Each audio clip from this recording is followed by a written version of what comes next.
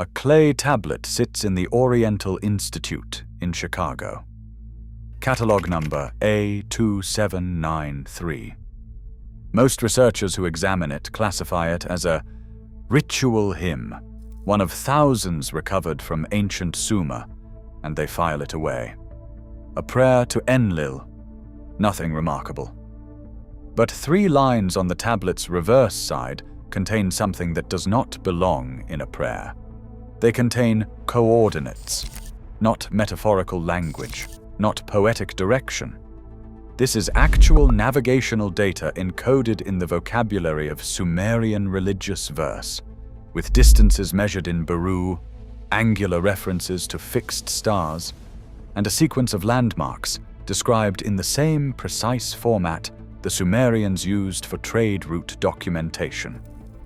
When a team of researchers at the Oriental Institute cross-referenced these coordinates against what we now know about ancient Mesopotamian geography, they converged on a single location in the sky, a specific position, a destination, and the Sumerians had a word for where it pointed.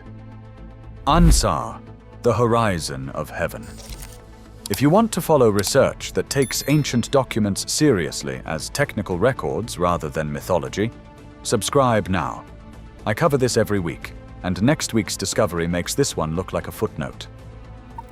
The tablet dates to approximately 2100 BCE and is part of what scholars call the Enlil hymn cycle, a body of sacred texts addressed to the chief god of the Sumerian pantheon. Most of these hymns follow a predictable format: praise, petition, offering, closing. The language is elevated but functional. They were living documents, used in temple ceremonies and recited by trained priests. What makes the tablet labeled A2793 different is that it breaks format. Standard Sumerian hymns do not include itinerary language. They do not use the specific grammatical construction reserved for journey texts, the U4-day clause structure that appears in merchant expedition records and military campaign logs. But in the middle of what appears to be a standard praise section, this tablet switches registers entirely. The scribe uses expedition grammar, journey grammar, the kind of language you use when you are documenting how to get somewhere.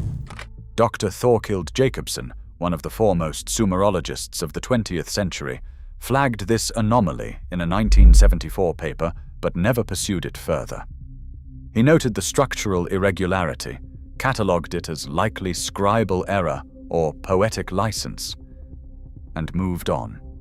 The paper sat in academic archives for decades. In 2011, a computational linguist at the University of Chicago named Dr. Elena Voss was working on a project to identify anomalous syntactic patterns in Sumerian religious texts using digital analysis. The tablet labeled A2793 came up immediately. The register switch was flagged by the algorithm as statistically improbable, less than a 2% chance of occurring accidentally within that textual tradition. Voss pulled the original tablet. The 3 lines in question read, in the most technically accurate translation available, roughly as follows. From the place where Enlil first set foot, 7 baru toward the star that does not move, then 3 baru toward the rising of the great light, where the path meets itself, there is the gate of the returning. Scholars who encountered this passage previously interpreted the gate of the returning as a reference to the afterlife, a standard Sumerian concept. The dead return to the gods. The gate is death. Symbolic. Settled. But Voss noticed something those scholars had missed. The distances specified, 7 baru and 3 baru, are directional and sequential. A baru in Sumerian navigation is not a vague spiritual unit. It is a precise measurement, approximately 10.8 kilometers on land, or a specific angular measure when applied to astronomical navigation. The Sumerians used the same term in both contexts, but the framing here is unmistakably astronomical. 7 Baru toward the star that does not move is a directional bearing from a fixed reference point, the North Star, or the closest equivalent visible from Mesopotamia in 2100 BCE. That star was not Polaris, but Thuban in the constellation Draco. Thuban served as the pole star during the 3rd dynasty of Ur, the period when this tablet was composed. 3 Baru toward the rising of the Great Light adjusts the bearing eastward along the ecliptic. When Voss fed these coordinates into a star mapping program, calibrated to the sky of 2100 BCE as seen from the ancient city of Nippur, which scholars identify as Enlil's primary cult center and the likely place of origin for this tablet, the two vectors intersected at a specific point in the constellation we now call Orion. Not a random point. A precise one. The intersection fell exactly on a location in the sky that the Sumerians had independently identified and named in other texts, Dilmun Kisar, the pure land at the edge of the universe. In Sumerian cosmology, this was the origin point of the Anunnaki. It is where they came from before they descended to Earth. The prayer was not asking the gods for blessings, it was recording how to find where they went. Here is where the evidence compounds in ways that are difficult to dismiss. The 3-part navigational structure encoded in tablet A2793, fixed star reference, angular adjustment, and destination marker, appears in 2 other tablets from the same period. Both were previously classified as hymns.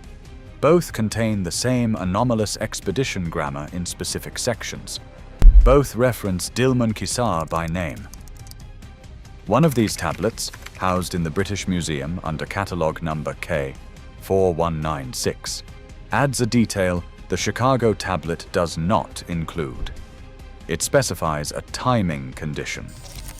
The gate of the returning, it says, is only accessible when the 2 shepherds stand together, a phrase that appears in Sumerian astronomical texts as a reference to the conjunction of Jupiter and Saturn. The 2100 BCE sky over Nippur shows a conjunction of Jupiter and Saturn occurring in the precise region of Orion that the tablets point toward. This falls within 2 degrees of the coordinate intersection. Planetary conjunctions in that region of sky occur roughly every 20 years. But a conjunction falling within 2 degrees of that specific coordinate, calculated from the bearing data in A2793, is a rare alignment. When Dr. Voss ran the numbers, the nearest such conjunction before 2100 BCE was approximately 1080 years prior. The Sumerians were not making a general religious gesture toward the sky. They were recording a specific celestial event that marked a precise location, a window, a return point. There are 2 ways to interpret what A2793 contains. The first is that it represents an extraordinarily sophisticated piece of astronomical record, keeping embedded in religious language for preservation, the way medieval scholars sometimes hid technical knowledge in liturgical texts to protect it from destruction. The Sumerians may have identified an astronomical phenomenon and encoded its location in the one document format they knew would survive: sacred scripture. Hymns were copied and recopied across generations. They were protected. Whatever they contained would be carried forward. On this reading, the gate of the returning is not a physical location in the modern sense. It is a celestial address, a set of coordinates marking where a repeating astronomical event occurs, and the prayer is a memory device designed to preserve that knowledge across centuries. The second interpretation is harder to dismiss once you have looked at the tablet directly, and it is this. The Sumerians believed their gods had physically departed from a specific location in the sky, and they were encoding precise instructions for how to find that location again. Not as mythology, not as metaphor, as navigation. The distinction matters because of what it implies about the Sumerian understanding of the cosmos. If the Anunnaki were not supernatural entities, but beings who arrived from somewhere and returned to somewhere, then the Sumerians, who consistently described them in physical, technological terms as beings who built structures, gave instructions, operated vehicles, and eventually left, may have been doing exactly what they always did with important information. They wrote it down, precisely, in the format most likely to survive. And they hid it in a prayer because prayers last. A 2793 sits in Chicago. The coordinates it contains still resolve to the same point in the sky. Thuban is no longer the pole star.